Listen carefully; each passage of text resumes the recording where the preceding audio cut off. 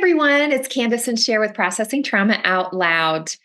Sher and I are starting a new series today on something that we both love and really has changed our lives. Sher, you and I have been on the healing journey for years and years, decades. We can both say decades without telling how old we are. But we both agree that though we implement many different types of healing modalities, modalities that help regulate our nervous system, modalities that lead us into meditation, different types of things that we have tapped into that work for us. But we both agree that foundationally, we are story work coaches. There is a reason why we like to start with story. You asked me a little bit about my the previous ways that I've looked for healing, which hasn't necessarily been bad. There's been some goodness in it, but I just want to say I noticed your face when I told you when I've showed up for healing in the past, it's been about the current crisis, and I never had anybody ask me about my stories. Wow. And so that's not bad on them. It's just that I needed someone that had gone before me and had done their own work and their stories to be able to meet me in mine. And you and I both know what it is to be a person who offers healing to others before we have had really achieved the healing that we needed. Now, we had been on the path and we had acquired some significant healing and we had a deep desire to help others, but we hadn't been able to know how to even peel down the layers and get to those core issues that were life-changing for us and to find healing there. Mm-hmm. Yeah. One of the things that I noticed when I first started my story work journey is that the Allender Center, that's how we met through mutual groups, is they use the word guides. They don't use story work healers. They use the word story work guides. Well, we know that we experience healing through story work, but our role as a coach or a facilitator is actually to help guide someone into their own stories and bring them to the present, to where they are able to now tap into their own inner resources to be empowered to heal and to change. Yeah. I like the word guides. What do you think about that? I know we didn't talk about that, but what do you think about that? I like it too, and I think it is fitting that I talk often about the twisty-turny path of the healing journey. And we've been talking some recently about that it's about the journey. It's about the destination, and we want to get to this destination of wholeness and integration and the free flow of love. We want to get there. Mm-hmm. But the healing journey is a journey, and the path is twisty-turny, and it goes pretty deep into dark valleys. Mm-hmm. And if we do not have a guide who knows how to walk to those dark places and how to navigate the cliffs and the craggy, rugged places. We know a lot of people who have started to move toward healing, and it just got too hard. It's like they fell over a cliff and there was an injury. It's like many people have said, I was re-traumatized by doing my work of trauma, trying to heal from trauma. We're re-traumatized. Yeah. If anyone's watching on YouTube, I was re-traumatized. So I'm with you. Keep going. Yeah. And we need someone who has gone before us, as you said, someone who has been able to courageously and vulnerably and also with help. Yeah. Navigate the path that took them deep into their stories of harm so that they could identify the places that needed help and healing and care and love and goodness, right? And then experience their healing, not to perfection. None of the Right. people that we have looked to as guides would say that they're perfect or Mhm. that they have reached the final destination. Like it's not that, but they've gone before us, they know. And now we have gone to so many dark places, and it is our joy to Mhm. help others navigate that path. And that's why we talk about the topics that we talk about. Is we want this path to be understood as it is doable. It's doable, and it is hard, and it is agonizing at time, but we do not want people to be re-traumatized as Mhm. they go toward finding healing. Mhm. Yeah, and I think that good desire to do no harm, Yeah. especially when you've experienced quite a bit of harm yourself, and maybe you have noticed the ways that you have hurt and harmed other people, Yeah. it leads us, both of us, into a deep dive into studying and educating. And no, we don't have a PhD, and there's many things that we are not experts in. But I want to say, share that we know this space of story work not only for our own journey, but the success that we're seeing with our clients. And and so, looking at this, whether you're, you don't have to be a story work coach to be able to help someone.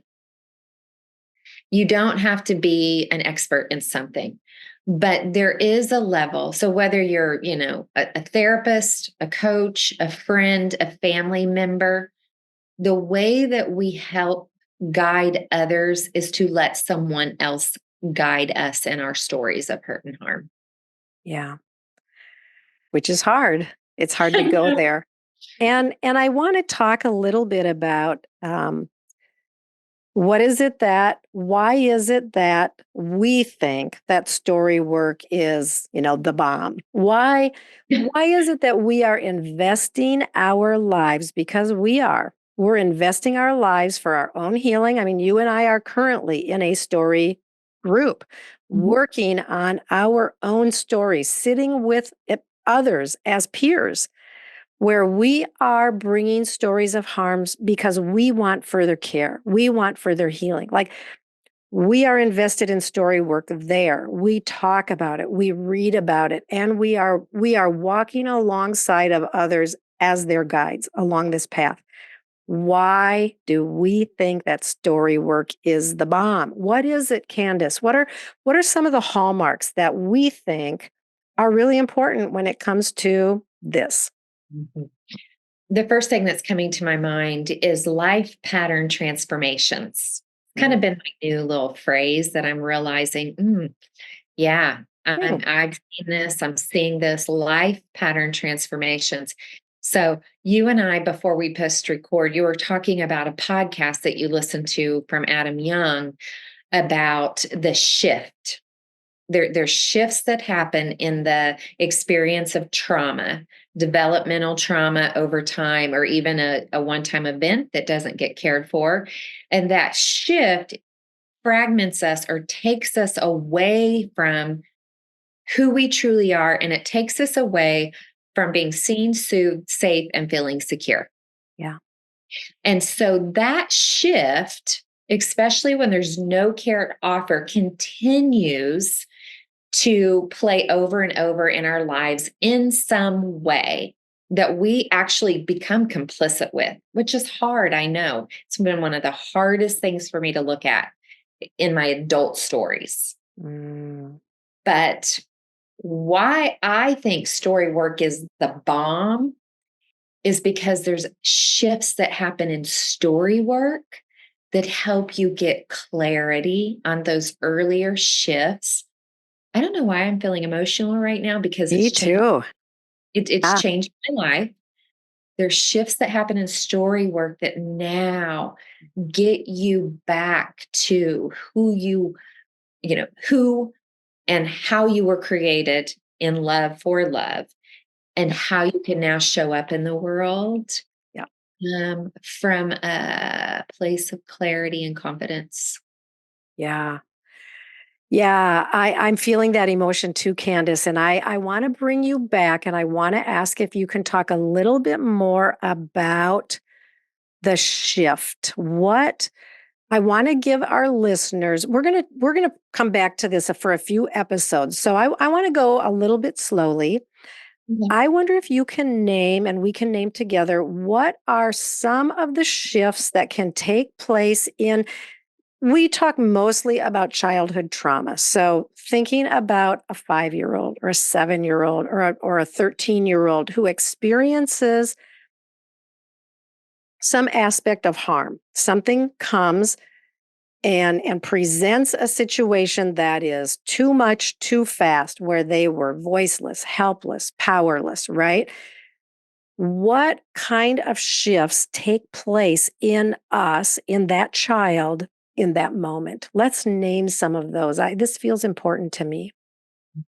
I feel like there are specifics, and this question's also very loaded because shifts happen in multiple ways in our bodies, our brain, our emotions, our heart, our genetics to some degree.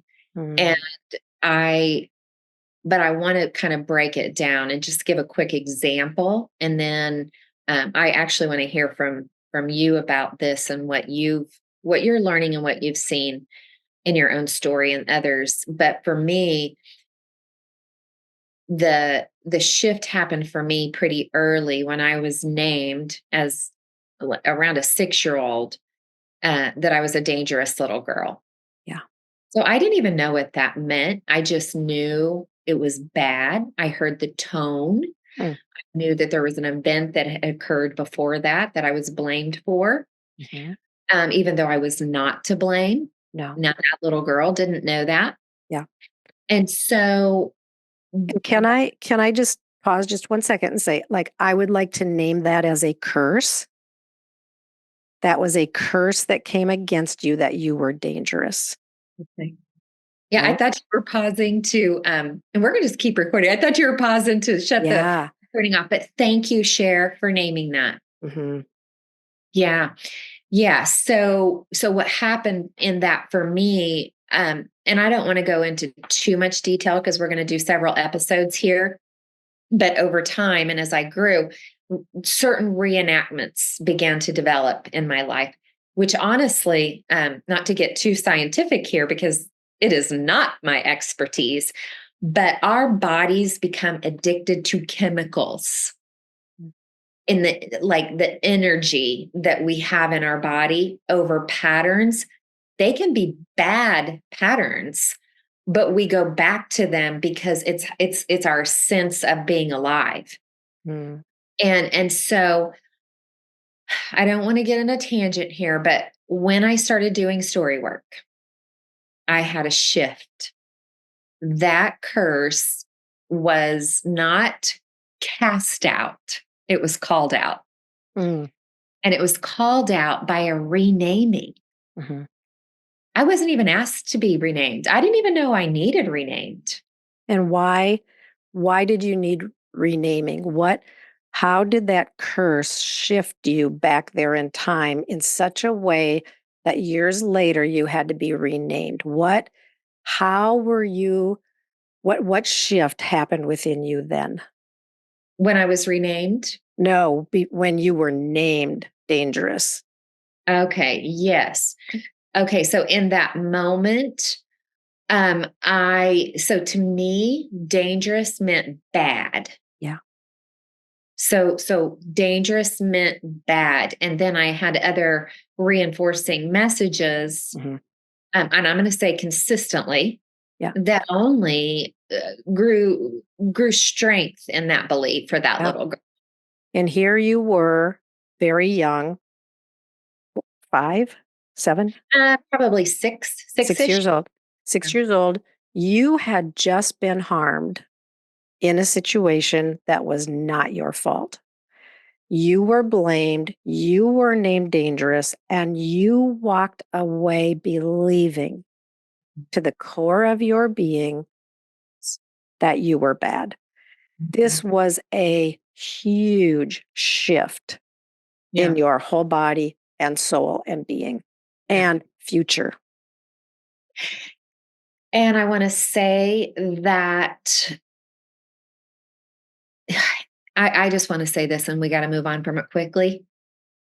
That was reinforced in my faith community. Yeah. And I'm so sorry. Yeah. Curses are powerful. And when curses come in, this causes a shift. And this brings just tears for me, Kandace, for you, for me too. But then we agree with the curse, which just allows it to become embedded deeply, because then we go forward in our life believing that we are bad. And then it gets, then that might bring forth certain behaviors, or we might even set ourselves up for that being just reaffirmed. Mhm. And then it ends up getting reaffirmed over and over and over throughout our lives, which just helps us know for sure that Yeah. the truth is that we are bad. Yeah. Well, and I can look back at my stories over the last 30 years, and for the most part, I spent a lot of time trying to prove I wasn't bad Yeah. by doing all the good things that I could think of doing. Which brings up another thing, and that is vows. You vowed to prove that you were not bad. Yeah, except that I would crash and I would be bad or do bad. And so like then the shame, like Yeah. it was a freaking exhausting cycle. And until I had really Yeah. good eyes on me in story work, sure, I'd still be in it. Yeah. Absolutely. Curses and agreements and vows. Like this is, and I will use the word evil to the core. It's the curse is a direct assault against our glory, against who you were as an innocent, beautiful, free-spirited, glorious child, 6 years old. Yeah. And this curse brought about a shift that changed your whole life for many decades. Yeah. And Until that is the other shift. until the other shift. And we're going to get to those good. But I think for today, and you know, yeah, I think we can leave our listeners with this thought today, even just of shifts in general, but the particular way that curses bring about a shift that then invites us to agree with it and then to make vows that are going to start with the words, I will never or I will always. And we begin to live our lives out of these vows. And this is the result of evil's attempt to steal, kill, and destroy our glory. And this is why story work is so important, because until you were able to come and bring that story into a place where it could be held and where you could be seen and where someone could bring the voice that said, you are not dangerous. Mm. You were not even at fault in what precipitated the curse, right? Until someone could bring that in a way that met you in the dark place of pain. Yeah. But when that came, Yeah. then shifts began to happen. And I was able to watch some of this unfold for you. And I have seen the amazing effect that it has had on your life. And it has been so beautiful. Yeah, thank you. And I'll say continuing to, Oh, yeah. right? Yeah. Because I do have a part that I can feel at times. And it's so much less and less. Yeah. But it is this here's how I'll swing back around. It's a journey. Yeah.